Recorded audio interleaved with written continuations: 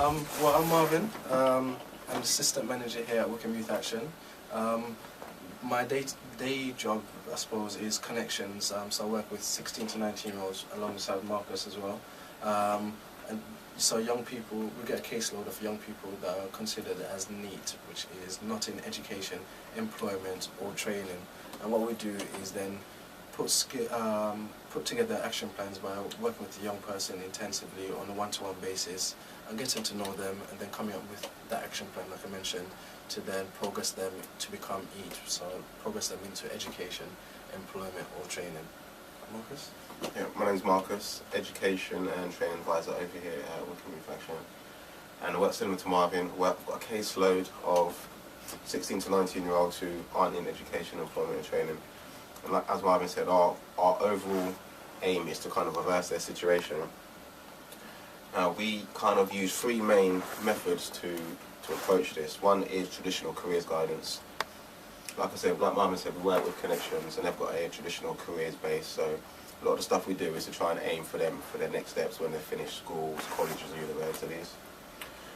Other work we do is kind of something like mentoring programs, where what we do is we support and encourage these guys to kind of like improve themselves through difficult situations in their lives.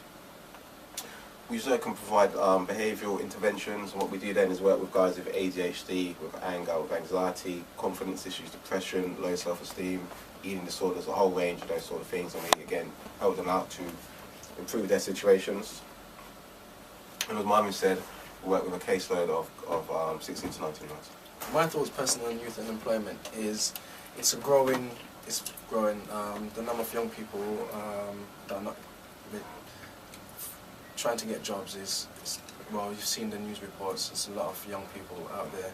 And it's not just young people with low educational attainment as well. We're talking about university students and also.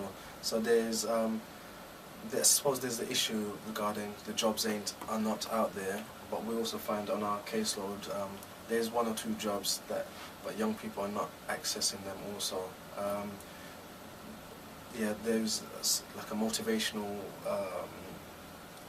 there's a lack of motivation or motivational reasons for them not accessing or trying a bit harder to get these jobs. Youth and employment, well, I suppose in terms of our work, we try to put initiatives in place for young people to access well, the local labour market. And we work with them one-to-one intensively to try and personalise their job searching. Marcus will come up with at least 2 CVs. And yeah, just general, we personally would work with them really intensively trying to get there, but we find if the young person doesn't want to move on, then it becomes a real issue. Marcus probably will be able to add to that. Really, Marvin, I think, said quite a lot of it.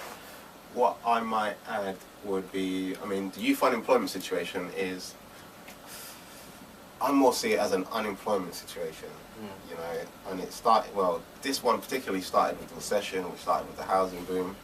So all we do is, instead of, I guess, thinking of what caused it, like what Marvin said, we try to think of some ways that we can kind of help these guys through their situation. So again, repeating like what Marvin said and what I said before, we use different approaches.